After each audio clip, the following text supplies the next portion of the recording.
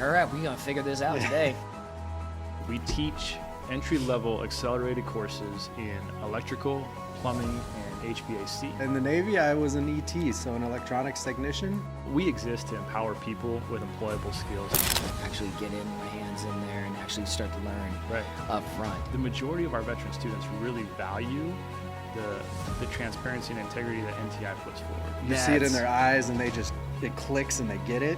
It's like the most rewarding thing. This is an opportunity for them to actually use their veteran benefits and all that. So how does, for a veteran who's coming in, they can use their GI Bill for NTI, correct? Yeah, I mean, we're eligible for veteran benefits, and I'm not the expert on that. I rely on our Veterans Affairs specialist, and she helps with that and make sure everyone can get their DD-214s and everything figured out to get in, right? But so that's one way we support is we're an eligible school, so you can come and learn a different skill set that maybe you didn't have, or refine it so it goes from, I don't know, if you're doing some sort of maintenance or blue collar type stuff in the Navy on a ship, maybe it doesn't translate directly into the home, but you've got the concepts, you've got the mechanical working, right? That mechanical aptitude. And so we give you the details of how to get into that. Or, if you're working on tanks, or you're working on aircraft and stuff. I mean, there's a lot of guys that they get exposed to blue collar jobs in the military, and then they can come to well, how does that directly apply? And depending on how specialized it is, it could be limited, but you can take those same base skills and you apply them to HVAC, electrical, plumbing, whatever.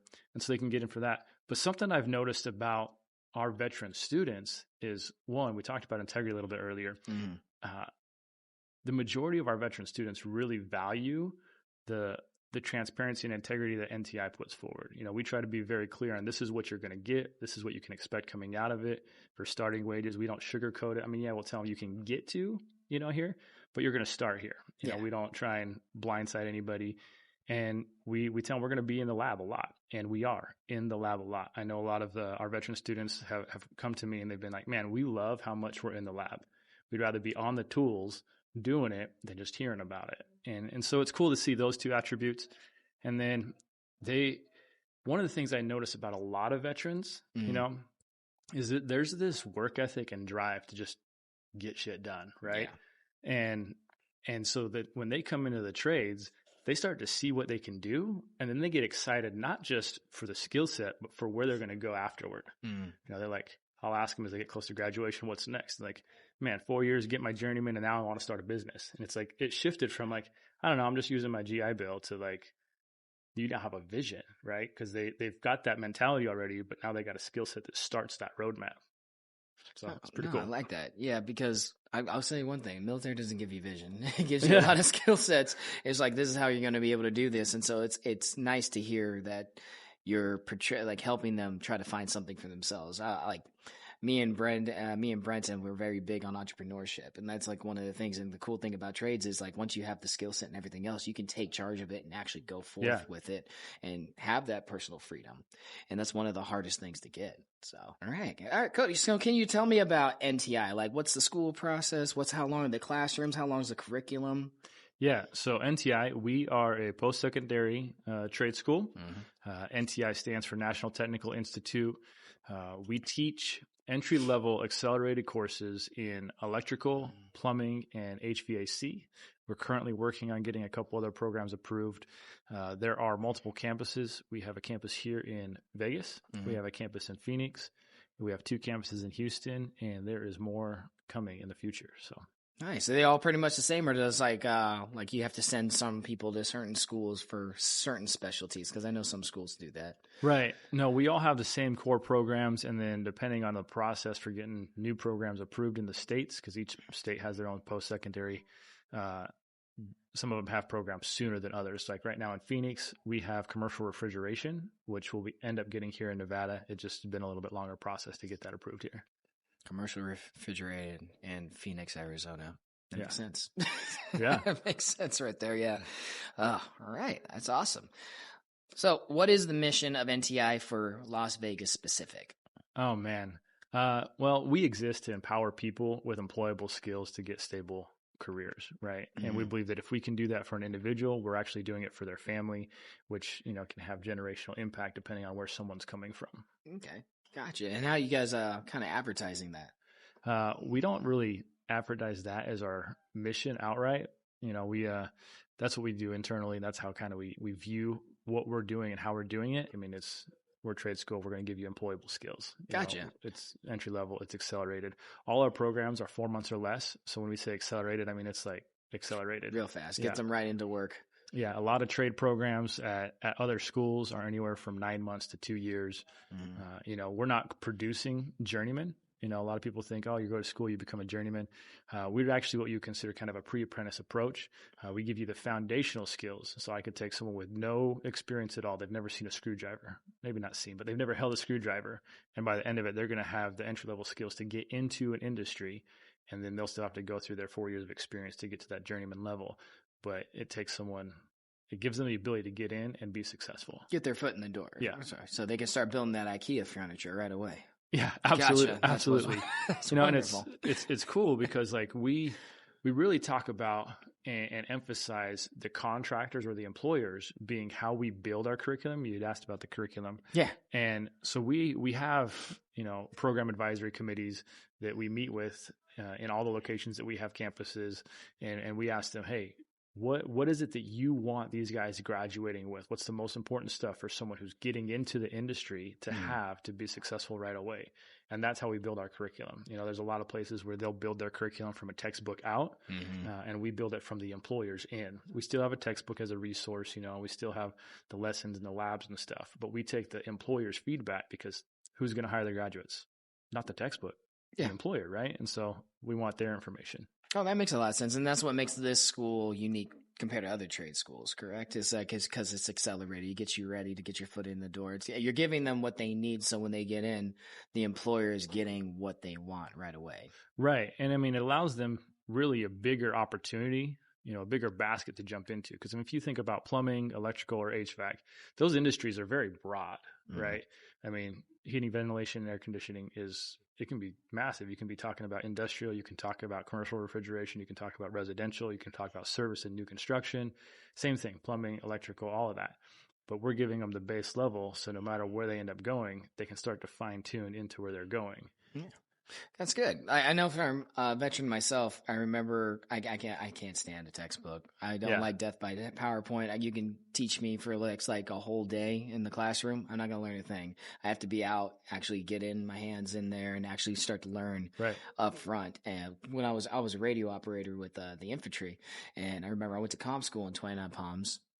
Did all right, but it wasn't until I got to Afghanistan that I actually became a really good radio operator. Right. And I didn't learn it from radio operators. I learned it from infantry grunts who played with radios because they didn't go to school for this. So they had to figure out how to make it work right in the field. What makes it work out there? And that's kind of how I imagine the approach is a little bit for your school. It's like you're getting them what works in the field. So that way, when they get out to the field, they're already on it.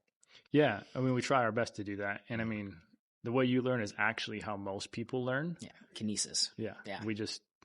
We don't apply that to most of our education systems. Oh, gotcha. With the military educational benefits, how does that kind of work for the veterans who are trying to go into it? Yeah, so we do have some different modalities is what we call them, the different ways to approach the same programs. So we've got a traditional program that's 4 days a week, 4 hours a day for 12 weeks, so 3 months. It's 192 hours if I did my math right. I was just trying to do quick math there.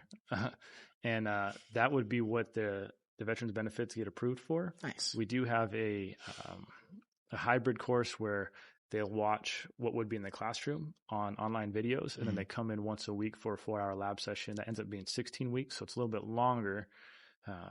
That one, since it's hybrid or distant learning, our veterans wouldn't be able to use their benefits for that one. Yeah. But those are kind of the two ways that we approach it. But I mean, we get to see them, use that, and they get approved for it, and they're able to do that while they're working, taking care of their families, and still going to school. Yeah. Okay, good. And then do you think like a blue collar degree like this, how does that compare to having like a traditional college degree when you're inside learning about like liberal arts or something like that? Oh man, how does it compare? I mean, it's two different schools of thought, man. One, we don't produce degrees. Just be clear on that. We do certificates, right? So there's certificates of completions. If they get if they go through the HVAC course, they're going to get their EPA, and so that is the license to be able to work with refrigerant, and that gives them basically access to the industry. If you don't have that, you're not going to get a job anywhere. So we help them get that, but getting a certificate of completion, it shows that you've taken the time to invest in yourself. A lot of the feedback we get from contractors and employers that hire from us is that they love to look at our graduates because they see they've already made the time and monetary investment to get a skill, and they know that they're not masters or journeymen or whatever already, but they know that they took the time to invest in themselves. So that speaks a lot of volume there. But it's two different schools of thought. I mean, in the trades, especially in skilled labor, if you perform, you get opportunities. Yeah. You go into some of the white collar stuff or some of the traditional degrees, liberal arts, man, you got to kind of like sell yourself and hope that there's enough jobs out there that you're going to get one. Because, I mean, a lot of them are getting oversaturated. AI is taking over a lot of the entry-level stuff. Yeah. And so you've got to be a good salesperson. And if you're not learning that with the degree you're getting, I mean, you got to know somebody. How are you going to get a job at a company that only has one position open and there's 65 people applying for it with the exact same degree? Oh, I know. Yeah. I definitely know that. It kind of changes the narrative for the students because I know, I mean, we're 90s kids. You always heard like, you got to get a college degree. You got to get a college degree. For what? If I can't sell myself or I don't know anybody, what am I going to do? Yeah. And unfortunately, it's just how the reality is. If you don't have the skill set, then you can't really do anything with it. Right. And then the cool side of the, getting a certificate or getting blue collar skills is one, there's massive vacancies right now. I mean, the employment gap for the majority of blue collar industries is huge. Oh, yeah. That means there's that many more jobs open right now that people aren't filling. And so you flip that, right? Now, even if there's 65 people applying for this job, I mean, there's a better odds of me getting it because they're not backfilling a job that was already filled. It's like, no one's here, but it needs to be done. Yeah, that's what's really funny. Like, you don't really think about it. You need your roofers, you need your plumbers, you need your electricians and all that, but people aren't pursuing those jobs. So all these positions are open and they pay really well. Yeah. I know they pay really well. So it's like, you have somebody who could do it. Like, how much does a plumber actually make on average, like when they're starting? Because you've been in it forever. Like when you started, what was it? When you're starting out, your first year, you're probably going to make between $15 and $20 an hour, depending on the company and what their training process is for you. I know here in Vegas, a lot of companies will train you for 3 to 6 months. You'll get bumped up to, like $22, $25 an hour. But what I always tell our graduates or students coming in is don't look at what you're going to make in the first year or the second year. No. Because those are the years where you're really building your knowledge and skill set and you're acclimating to the job. You're getting better. You're getting faster. You're getting more accurate. You're getting stronger. I mean, grip is like, it's silly, but you're getting better even in your strength. But you hit year 3, year 4, you get your journeyman license, you move into that master's license, you start making $35, $45, $55 an hour, higher commission percentages or whatever it is, and you can make a solid living. Oh, yeah. I know I have a few friends who like own their own plumbing businesses. They're doing pretty well for themselves, but you're right. It was like right in the beginning, you're just kind of doing a little bit for everything in the apprenticeship world. And then after a while, you're doing like the jobs that other people can't even figure out how to do because you have the experience. You understand what's going on. Like now you can specialize if you want and then have someone else do what you were just doing because you're like, you don't have to do that anymore. But at the same time, it's that specialty makes you valuable and people don't understand skills are valuable still. Right. Yeah. Now, when it comes to the leadership and everything that comes to how you're dealing, like how do you relate yourself to the students? Like how do you explain this entire process to them, like what their life could be like when they're out there? Yeah, on a personal level, not being an instructor anymore and being more as the campus director, my rubbing shoulders with students has slimmed down a little bit, but I try to take... Like how much does a plumber actually make on average, like when they're starting? Because you've been in it forever. Like when you started, what was it? When you're starting out, your first year, you're probably going to make between $15 and $20 an hour, depending on the company and what their training process is for you. I know here in Vegas, a lot of companies will train you for 3 to 6 months. You'll get bumped up to, like $22, $25 an hour. But, what I always tell our graduates or students coming in is don't look at what you're going to make in the first year or the second year, No. because those are the years where you're really building your knowledge and skill set, and you're acclimating to the job. You're getting better, you're getting faster, you're getting more accurate, you're getting stronger. I mean, grip is like, it's silly, but you're getting better even in your strength. Mm-hmm.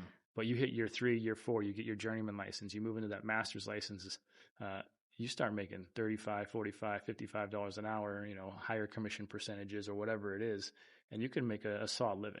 Oh yeah. I know I have a few friends who like own their own plumbing businesses. They're doing pretty well for themselves, but you're right. It was like right in the beginning, you're just kind of doing a little bit for everything in the apprenticeship world.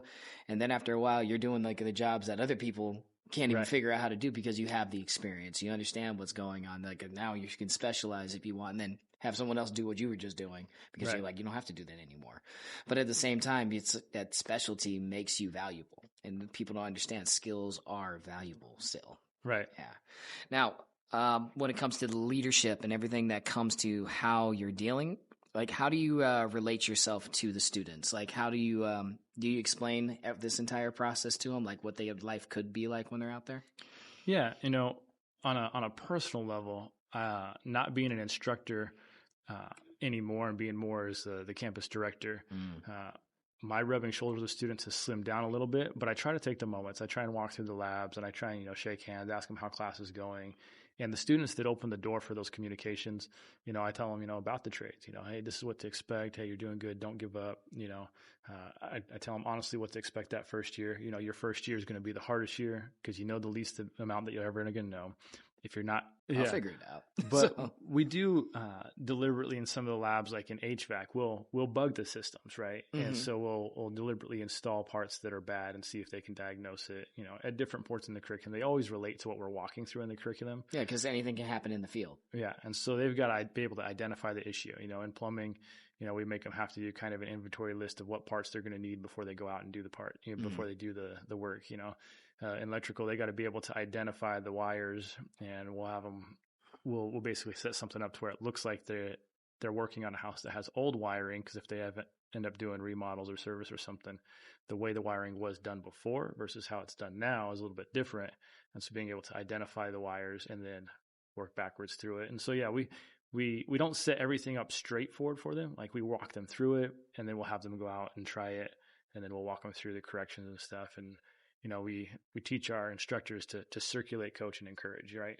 And coaching is both a correction or pointers and whatnot. So it's good. Yeah, you're teaching them to be problem solvers. Yes. Yeah, that way they look at it and they're not just like, all right, well, this just needs to replace. It's like there could be a million different things that are wrong with certain, like HVAC itself. Like, my gosh, this is a mess sometimes.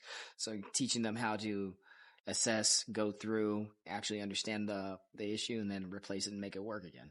Yeah. We definitely try to instill that critical thinking and that problem solving over just being just do what I do, because as soon as that memorization block is gone and there's a new type of unit, it's, what do I do with this? I've never seen it before. Gosh, yeah. And then Vegas, we all know you got here in 2019. It's already changed quite a bit. I've been here since 2013. So 2013, I seen this city change. So people getting certificates and certificates and skills in this, they're really going to have a lot of opportunity as Vegas grows. How is it going to affect the Vegas community? Yeah, I mean, Vegas, Southwest, it's hot. This year was kind of a moderate summer, but I mean, our summers, they get into the triple digits to 120, 115, 110, and units aren't made to work or sustain at that level for a long period of time. So for HVAC, I mean, it impacts it because there's a lot of job opportunity here. So there's a lot of money to be made, and you can get a stable career doing it. And I mean, as we grow, more jobs. All right. We're going to go ahead and get into a student lab now. We're wrapping in 3. I'm going to get my hands dirty, apparently. So we'll figure out what we're doing. Yeah, let's see it. 3, 2, 1. We are going to show you how to take apart a toilet. Take it apart. This is one of our trainer toilets. They're kind of like the staple of a plumber, right? When you think of a plumber, all the issues they fix, they kind of fall back to a toilet, faucets, stuff like that. So what are we going to start with? Well, one of the first things you want to do whenever you're working on any sort of plumbing system and you're going to take it apart, you want to turn off the water. Right? Oh, that makes sense. Last thing you want to do is unhook a supply line and you got water spraying everywhere. Toilets, they're really only held together by 4 bolts. 4 bolts? Yep. And where are those bolts located at? So you're gonna have 2 up under here, underneath the tank. Okay, so you have the tank bolts. So that's what attaches your tank to your bowl. Okay. Right? Water's not gonna come out of here at all. Once we take this off, you'll see actually where the water is going. Okay. Into the bowl. Got it. So I'm gonna start. I should have grabbed a bucket, but we're just gonna hope for the best. So you take this tank off. Uh-huh. You'll notice underneath here, there's another set of nuts and bolts. Yeah. So this actually prevents that water from leaving out of the bottom of the tank. Okay, so there's it's like a backup. Backup just in case the other ones break? Yeah. Nice. So now we have this tank and it's just full of water. Luckily, we have this nice, wonderful receptacle here that we can just pour that water into. Yes. Gotcha. So rubber washers maintain the seals. I like to put my nut back on the bolt. That way I don't lose anything. Make sure everything is consolidated. Put it all back together. Gotcha. That way you don't lose it. In here, inside the tank, we got 2 primary mechanisms. Gotcha. You have your fill valve and your flush valve. As the name implies, what do you think the fill valve does? Fills it up with water? Fills it up with water. What do you think the flush valve does? Flushes out everything? Flushes the toilet. All right. I always tell my students plumbers are very simple creatures. If it does something, we're probably going to call it that name. Yeah, why think of it later? Exactly. We're going to take some channel locks and kind of just break it free, right? Okay, so this is tight enough. You have to use a tool. Yep.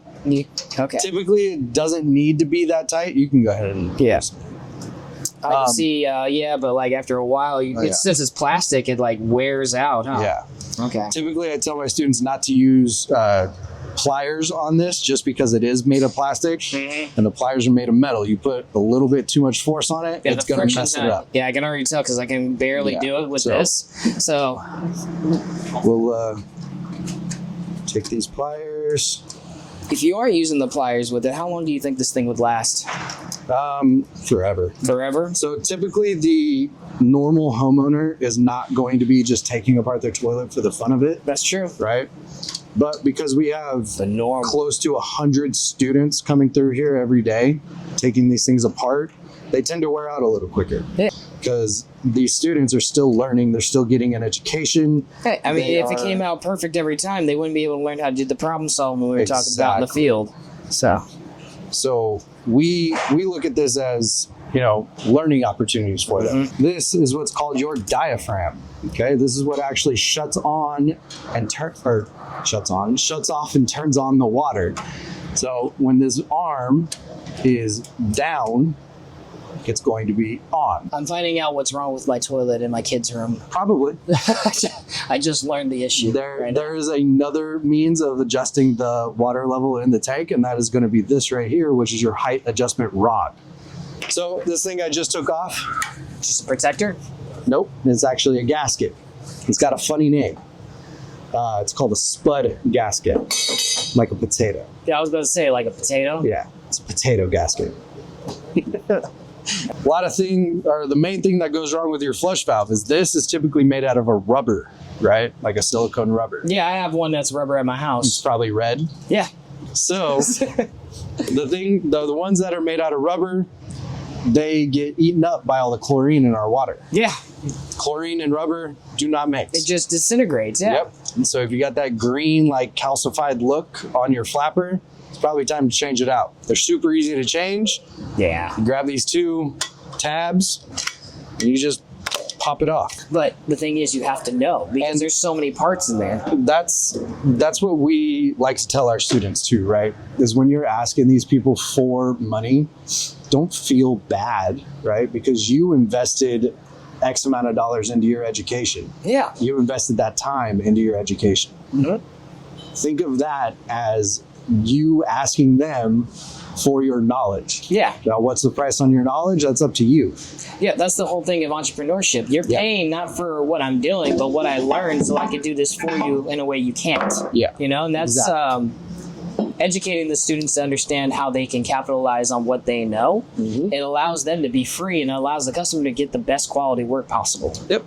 All right, we're back, and we are here with Randy Nichols, alumni, instructor, Navy veteran. Yep. So I guess he's like surrogate father of mine in some ways as a Marine.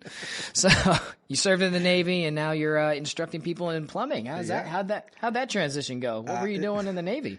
In the Navy, I was an ET, so an electronics technician. I worked on communications gear, Makes primarily sense. between helicopter and ship. So that was, and then I moved into working on circuit cards, so soldering the little teeny tiny resistors and all that stuff. And then I got out, figured I still wanted to do stuff with my hands.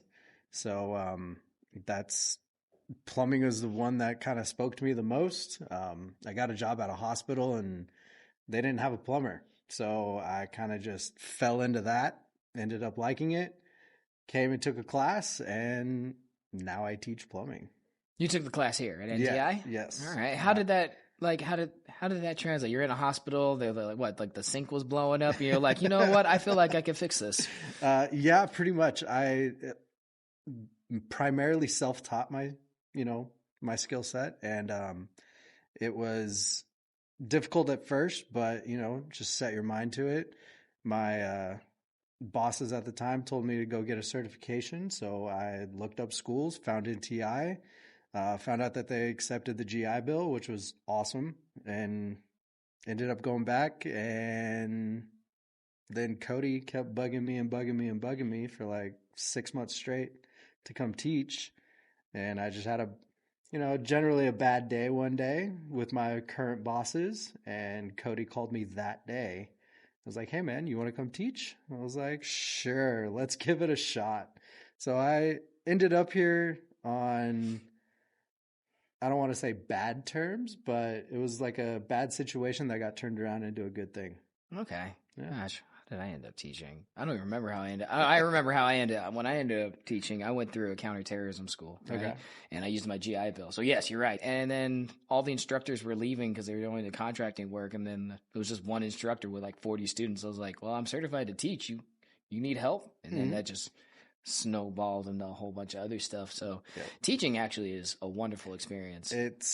It's crazy because I didn't ever see myself, and my parents will say the same thing. They tell me all the time, I never would imagine you being a teacher. But teaching is, it's definitely one of those things that's just amazing when you actually get to see somebody go from not knowing anything to having the skills you put. You're like, I made that. I call it that light bulb effect. Yeah. Right? Just seeing when that you see it in their head. Yeah. You see it in their eyes, and it clicks and they get it. That's like the most rewarding thing. Mm-hmm. Ever. Yeah. Especially when they're doing it and you're not there, and you're like, I don't even have to supervise. That guy knows what he's doing.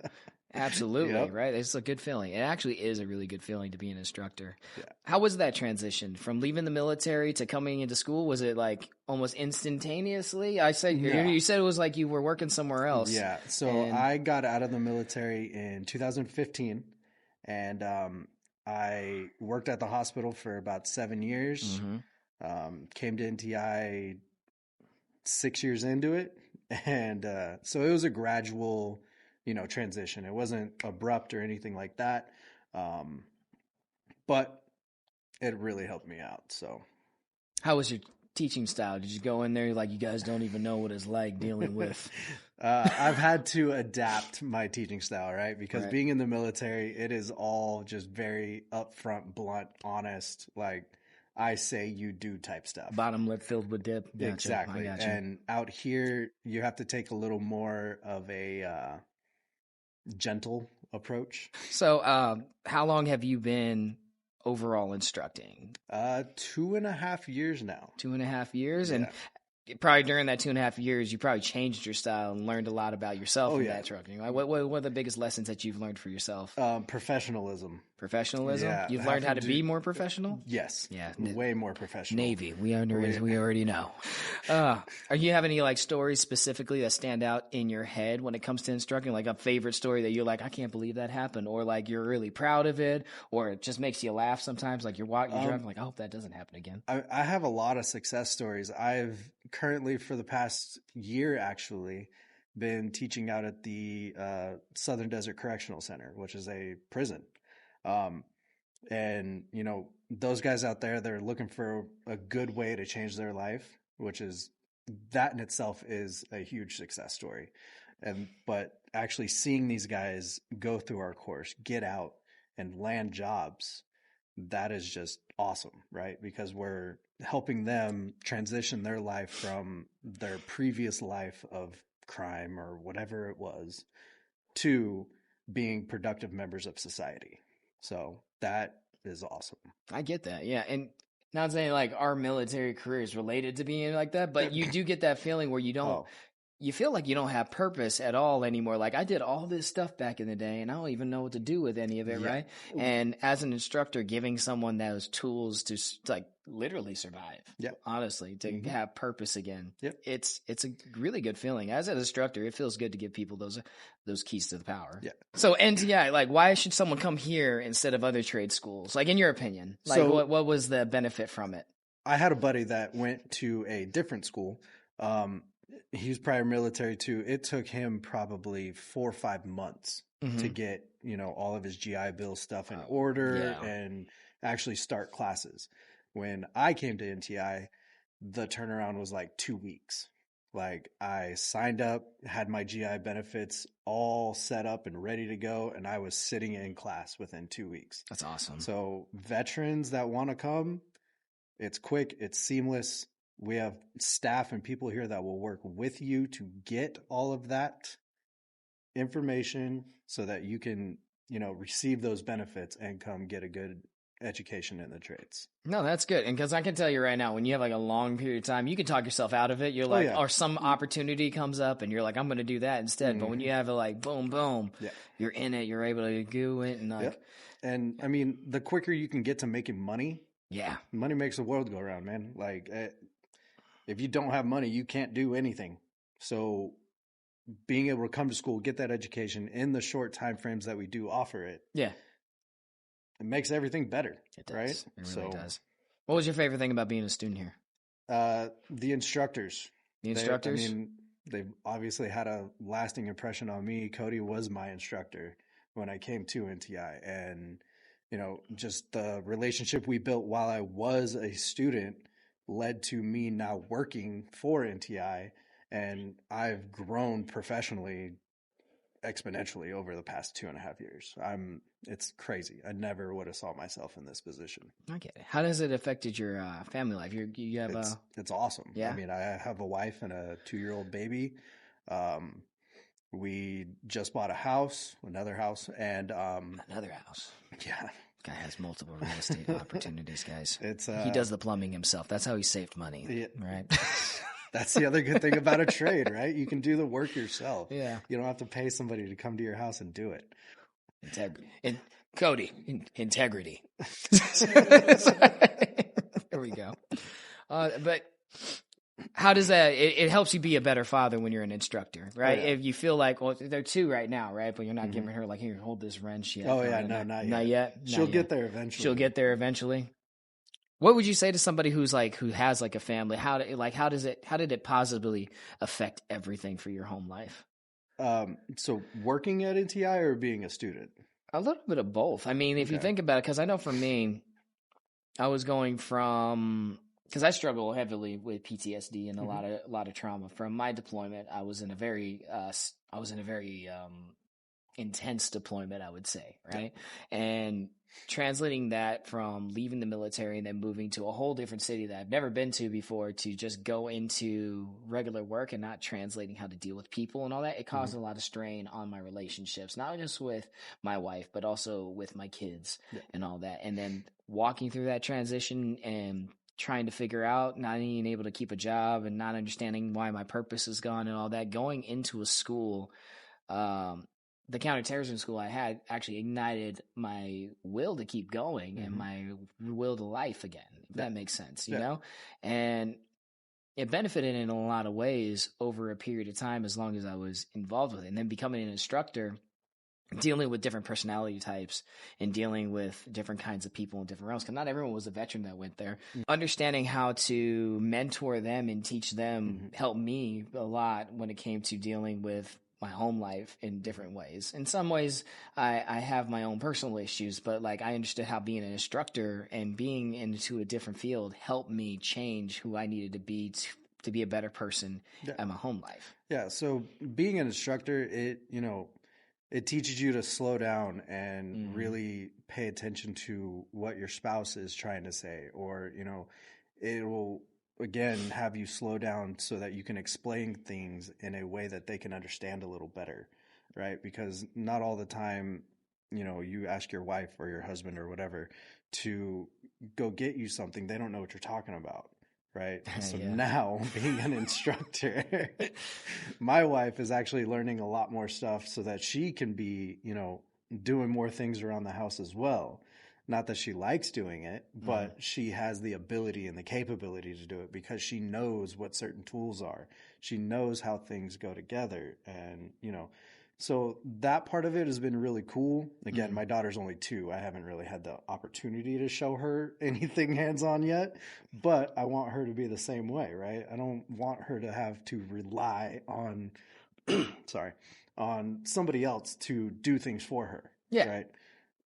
That's how I was raised, right? I don't want anybody to, I don't want to have to depend on anybody. Really. I understand that. Yeah. I understand that when, if you have to call someone to the house because you don't know something, it better be just because you don't want to do it, not because you can't do it. Well, perfect example. I have a guy at my house right now doing tile. I don't want to do it. Right? That's messy as hell. I know. Yeah. My knees are terrible. Thanks, military. Right? Oh, well, when it comes to one of the things was starting over is one of the hardest things, right? Because when I left, I remember that idea of starting over. I was okay with it, but it's a scary thought going back to school and then going into your trade. And sometimes one of the things is like, do I really want to lock myself into something? And it's a scary thought because you feel like you're removing everything else you could possibly do. Yeah. What would you say to somebody who's kind of going through that transition? They don't know what to do. Find something you like and go for it. Right. Don't be afraid to fail. I took 2 months off after I got out, and I had 3 jobs in that 2 months, right? Because I tried something, didn't like it, moved on to the next thing. Don't stop trying, but don't be afraid to fail at the same time. Yeah.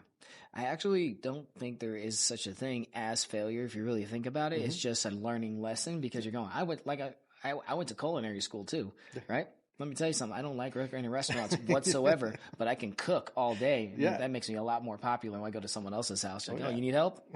Gotcha. I can do that, right? Makes things a lot more popular. I didn't fail at being a chef. Yeah. I didn't fail at doing that. I just took the skills, moved on, and did something with it. Yep. Maybe it wasn't something I wanted to do, but it was something that I learned to do. And I feel like, if you get a trade that you can make a good living for, and it's just something you can fall onto, you really is no losing, is there? No. With plumbing, people always, they'll say it's the dirty job. It's the job nobody wants. I look at it as an opportunity to make money nobody wants to make. So that's how I view plumbing. Yeah, it's a very useful skill. Like, no matter what, you'll always find a place to work. Absolutely. Doesn't matter whether you're here in Las Vegas or in Casper, Wyoming. Yeah. Everybody has plumbing in one way or another. Yeah. I just like someone needs something. That's it, right? Yeah. You just got to figure it out. It's just like some small little town in the middle of nowhere. Their toilet goes out. They either know how to fix it. You're like, no, don't worry. I carry everything in the truck all the time. NTI process, how people come to the school, right? How they start that process. Let's say for you, how was it for you? So the way I started the school, I Googled them and called them up. Set up not an interview, but a walkthrough so I could come and walk through our labs, our classrooms, kind of get a feel for it and see if it was really what I wanted. Literally an hour or two after I had called and left a message, one of our admissions reps called me back and was scheduling me to come do my walkthrough. 2 days after that, came down, did my walkthrough. I was signing papers, talking with our GI Bill or veterans rep, and getting all the information for that. And like I said, it was about a 2-week turnaround, and I was sitting in class. Nice. All right. And like, we've talked a lot about plumbing. We had plenty of plumbing jokes. It was really hilarious. But it's not just plumbing here. It's a technical school. What other programs are offered? So we offer HVAC and electrical and plumbing. Okay, all three. And like, do you learn everything? You just pick a trade, or you pick a specialty? So veterans, you can actually enroll in all three. You can't take all three at the same time, but you can take all three consecutively, like back to back to back. So it's a lot more stress-free for that veteran, because I know that's one of the hardest parts is having the money, not having the money to go, and you're going to school and all that, and knowing that you have like, how many months would that be altogether? 9 months of school. That's almost, almost 9 months of school. So that's like almost a year of knowing that you're going to have your benefits, everything, and all you have to do is go to school. Yep. And so a lot of those guys that do all three, they end up landing like engineering jobs or apartment maintenance or something like that requires you to know a little bit of all three of them, and they really succeed in doing all of that. Yeah, if you guys go to NTI, I know a guy who makes off-grid properties. Think about all these things. Yeah. Yeah, so that would be a friggin' fantastic thing to do. If you learn all those things and understand how to operate them, you can pick and choose as a veteran to kind of go, how come it's specialized for the veteran that way? It's not really specialized for the veteran that way. It's just a capability for a veteran to do, because you have that, right? 4 years of that's right. You have 4 years of educational benefits. You might as well use 1 year just learning everything you can. Yep, and then sign off the rest of them to your wife, kid, husband, whatever. If you're 100%, if you're 100%, if you're 100%, if you're 100%, that's pretty good. And how does does NTI help you get employment afterwards? They introduce you to people. They show you places. So we have a career services person who is very active in the community, talking to contractors in all three of our trades, and setting up interviews. She will help you with your resume and all kinds of stuff. She'll do mock interviews with you just to get you prepared. Because at least veterans, right? You don't interview for that job at all. No, they just kind of put you in it. Like, here, I taught 16 Afghanis how to build an antenna, but didn't have a translator. I'm like, all right, we're going to figure this out today. This goes into this. So, she'll sit there with you and talk you through normal interview questions and make sure you're good to go. And that kind of brings me to so if an employer is watching this podcast and they want to reach out to NTI to see if they can start trying to gather some of your students for their company, how would they find that out? They could call our offices directly. Once they call the office, they can be redirected to our career services person or our instructors, whoever it is, and we'll make sure that they get in touch with the career services rep. Oh, that's awesome. So when it gets to the career services, like, is it like during graduation week or something like that? They have like everyone lined up here? Not really coming and lining up, but our career services person, she'll talk to the people or the students in the first week, and then like week 11 towards the end of their class, she'll sit there and review resumes and make sure that they are good to go and go look for jobs. Do any of them ever work while they're in school? Actually, we have one right now that just got hired yesterday, Monday, and it was his first day. Is it, would that affect the school schedule? Like, what's the school schedule usually look like? So we have 3 different class slots, time frames, mornings, middays, and nights. Mornings is from 8 to 12. Middays is from 12:30 to 4:30, and then nighttime is from 5 to 9. So it's 4-hour classes. 4-hour classes, 4 days a week. So you just got to sacrifice 4 hours out of your day and come get an education so that you can, go make good money. No, that's a lot. That's good stuff. That's actually really reasonable too, because even for like when I was doing the gun stuff, it was an 8 to 10 hour day. Yeah, you know what I mean? Which 8 to 10 hours of really, really fun stuff. You're not really complaining too much about it. But if you think about it, you really can't do anything else but school when it's like when it's 6 hours or more, because that's basically your life. When I attended, I had a full-time job. I worked from 7 to 3 o'clock, and then came for the nighttime class from 5 to 9, and still did it. What were you doing for full-time? I was working at the hospital as an engineer. As an engineer, yeah. Yep. And you did that from like morning all the way up? Yep. From 7 to 3:30. And then got off of there, drove all the way over here, and attended class. My gosh.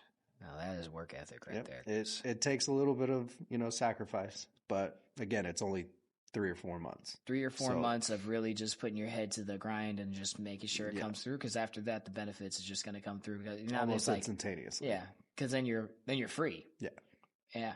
So you guys, you're able to actually do things with the family and things like that. And that's something that I really wish I would have appreciated when I was younger as well, because like I was really big on work, and neglected home because I wanted to make as much money as possible to provide for them. But you forget about the family time. Time is what's more, more valuable than any dollar amount. All right. Well, I appreciate you taking the time with us and all the education that you're giving it, because you educated me a little bit when it comes to actually going into education. So that's fantastic. Thank you for your time. All right. You have a good day. All right. All right.